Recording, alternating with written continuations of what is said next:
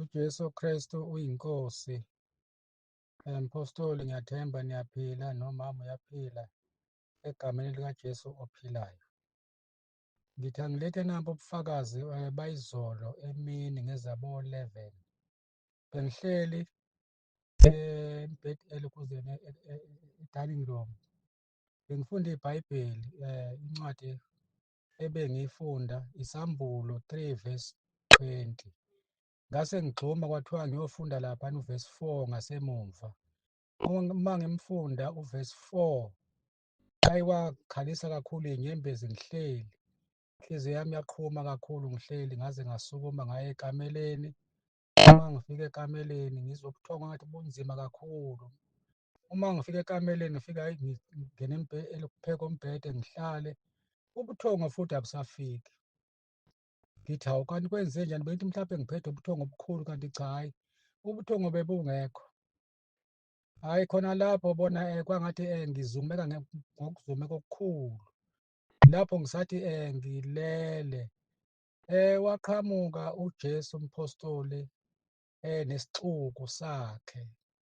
Weza la ngilele khona, ebengilele khona, indlebe engikuyona bekuyindlu engathi iminyango yakhona kuyiphasiji elikhulu. Eza uJesu egqoke izingubo ezimhlophe ezinde. Ngamangala lapho ngimbona eza engakangeni endlini, kwase kuqhamuka umama abona ezongena ekameleni, ngase ngethuka. Kwaphela kanjalo ekade ngikubona ayekube isimangaliso enhliziyweni yami. Ngikhumbule lelo vesi ebengilifunda lapha kuSambulo 3 verse 4 ukuthi laba bafanele abagqoke okumhlophe ukuba ngihambe nabo. Hawu, ngathi uNkulunkulu angasisiza ukuba ngempela siphelele kumkhonzeni uNkulunkulu. Ezinsukwini esiphila kuzo uNkulunkulu akasisize ukuba siphelele othandweni lakhe. Wonke umuntu akazimisele ngokuthi uNkulunkulu uJesu wethu uyabuya. Hhayi, ngikubonile mpostoli, hhayi kuyamangaza kakhulu enhliziyweni yami. Engathi uNkulunkulu angasisiza nje ukuba kube ilo naloyo isikhathi esiphila kusona. Ngathi uNkulunkulu wami ngisize ukuthi ngipheleliswe othandweni lakho. Angabuyi uJesu singaphelele. Siyambonga kakhulu uNkulunkulu. uJesu Kristu uyinkosi. uJesu Kristu inkosi. Ngibonga ukuthola leli thuba ngibingelele abantwana baJehova entabeni kaJehova. Kuyabonelela nasekhaya lezwi. Ngibingelele bamsibande noma msibande ngithi egameni laJesu. uJesu Kristu inkosi. Ngithi ngizombonga nje uNkulunkulu nangaso lesikhathi usenzele umusa. Ekuseni nje ngihambe ngiyokha amanzi. Mangiyokha amanzi shuthi ngabo 10.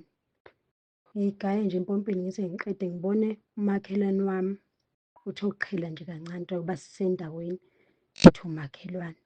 Asuke athathe uphakhabhegi nesikhwama esibovu nje ngathi sase-Shoprite. Aphume ahambe la sikhulekela khona nodadewethu, la sikhulela khona njalo masiphuma ihlane. Lo phakhabhegi ahambe nawo impela ngimbone ngithi hawu, angabe wenzani? Abethi amehla nje obheke lo yohamba lapha. Hhayi, lo ngimbhekile. Ngiyaqhuba nje ibhara nje endleleni, amehla ami asebheke yena ukuthi wenzani, ajike la esikhuleka khona nje lapha egcekeni. Lo phakhabheki awuphethe ngibona ngathi ushiya khona ngoba uthe masebuya ngimgadile nje ngiyambuka sengifikile ekhaya. Nje udadewethu kade le ngikubheka ngithi phuma ubone la sikhuleka khona ukuthi kwenzekalani manje. Nangu umuntu oyoshona la sikhuleka khona le egcekeni masiphuma ihlane useshiya isikhwama asiphethe khona. Ngithi nje uJesu Kristu uyinkosi nje ngiyambonga kakhulu ukuthi ezinto sasiyibone nje kukhanya nje emini ukuthi la sikhuleka khona kukhona into masehamba basibhekayo ukuthi laba abantu bashona lapha benzani. Ngicabanga isikhwama lesasiphethe ukuthi ushiyeleni lapha esikhuleka khona. Ngiyambonga nje kakhulu nje uNkulunkulu esenzela nje umusa ukuthi namehlo ethi ajwayele nje ukubheka abheke izinto ezenzakalayo emhlabeni. Ngithi nje uJesu Kristu nje uyinkosi kakhulu empilweni zethu. Uyisibiyelwe nekhova nje siyabonga ngoba bezima ngale ndlela. Hey, zime khoma zize zibe u2 zime egxobeni zikagesi zilandelana zibheke khona la ekhaya. Siyikhuze ngegama likaJesu, siyikhuze siJesu Kristu uyinkosi. Ayizisuke zihambe akule nsuku ayazi asisaboni ke manje nokuthi ziphelele phi ziyephi. Hawu, uJesu Kristu uyinkosi nje, siyambonga kakhulu. Udumo nje lumfanele, obe uyena yedwa ufanele ukubongwa. uJesu Kristu uyinkosi. uJesu Kristu inkosi baba. Ngiyakholwa ubaba ugcinekile nomndeni wonke egameni lenkosi yethu uJesu. Baba, bengisacela ukuthula ubufakazi. Ngiyambonga kakhulu uNkulunkulu. Kusho ukuthi baba ngo-2022 uma ngingenalo iphutha, kodwa ngathi 2022 impela, uma ngikhumbula kahle, ngaba nesimo esasingekho sihle ngamazisa ubaba. Kuyinkinga nje engangibhekene nayo malana nomntwana. Ubaba wangigqugquzela ukuthi ngithandaze. Ngangena baba kumkhosi wey'nsuku eziwu-40. Ngiyakhumbula impendulo kababa yathi, hawu lowo mntwana loyo uzoza kuwena egijima. Ngajabulela ukusho kababa ngaleso sikhathi. Kaze kwaba ngiyawuqeda kumkhosi egameni lenkosi yethu uJesu. Ngithanda ukumbonga baba uNkulunkulu ukuthi usengiphendulile. Nangempela umntwana useze kumina egijima njengalokhu ubaba asho.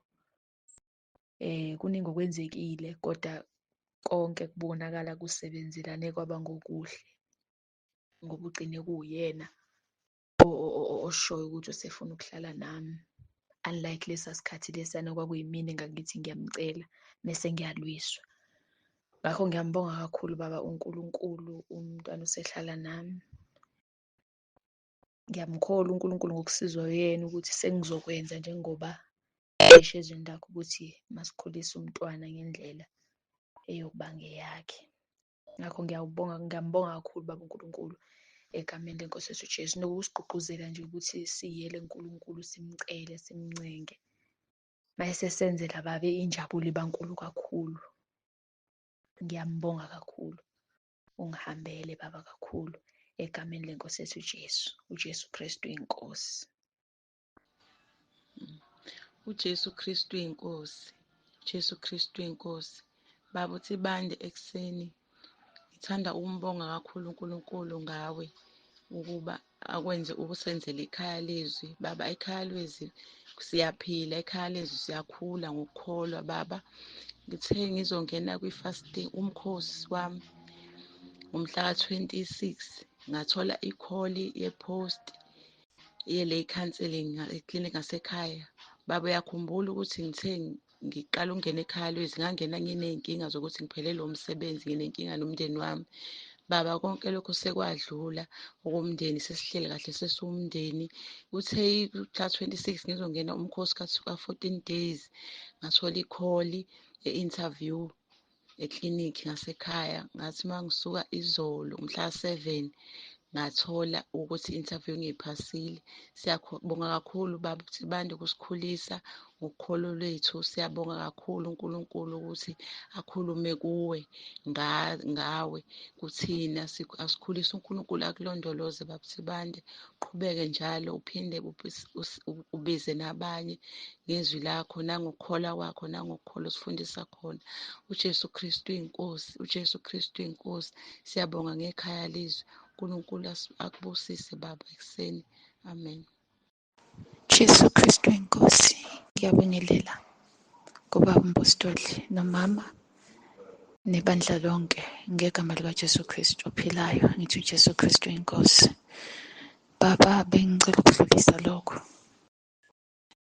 Ngibona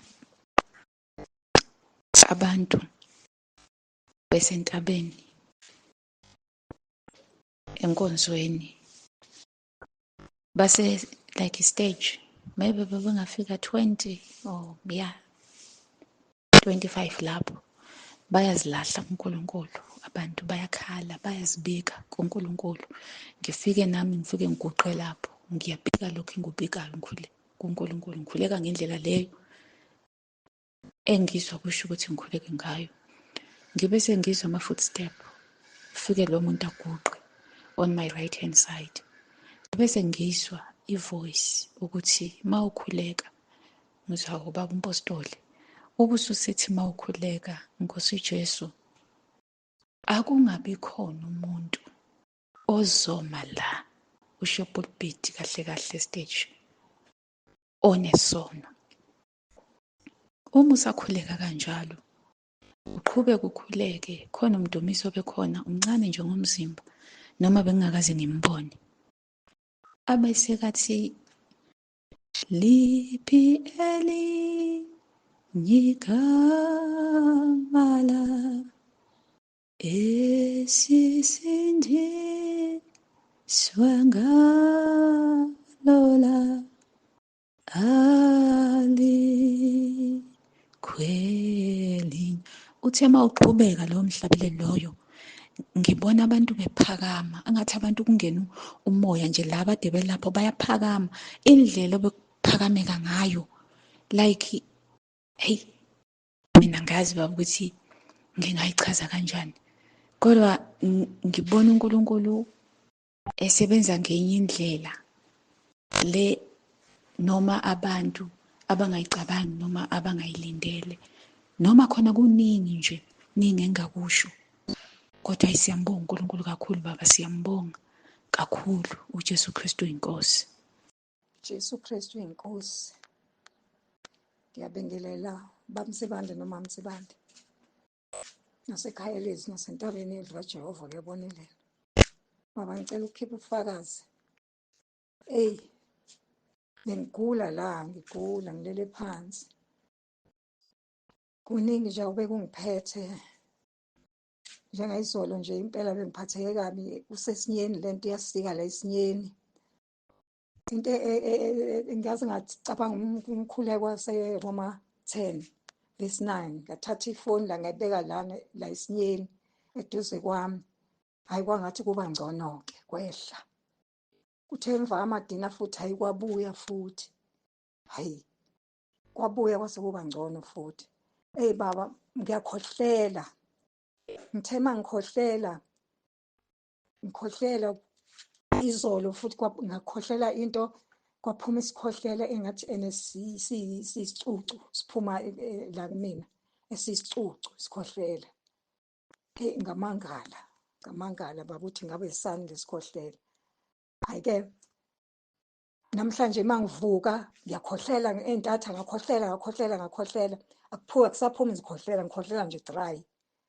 Baba angazi kodwa izolo ilanga belilibi, izolo ilanga layizolo. Ngiyambonga uNkulunkulu wami. Ngibonge baba nemfundiso zenu ukuthi sizenze izinto.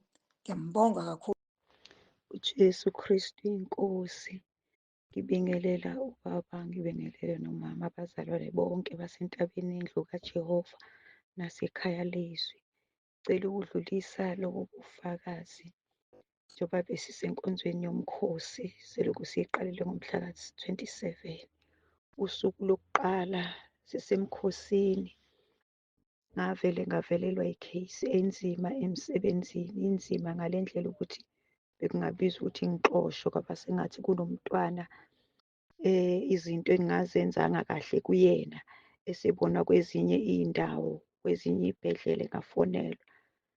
Ngathuka kabuhlungu kodwa ngavele ngathatha umkhuleko ngihlezi la ngangihlezi khona, ngakhuleka wona ngase ngiyathula.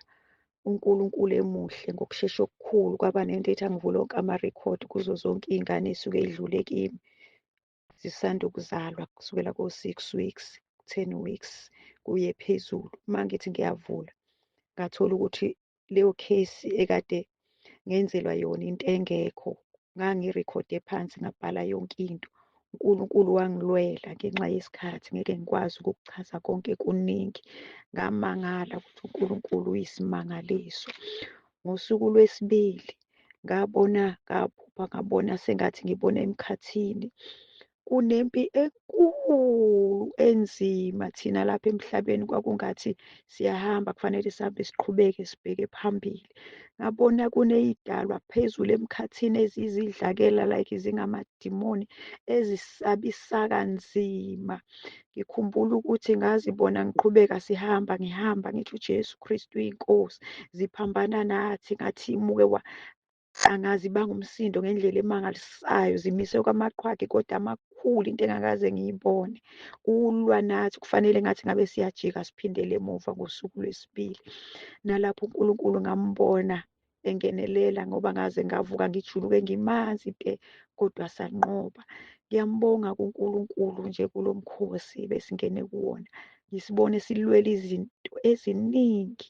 uJesu Kristu inkosi. Ngiyabonga kakhulu.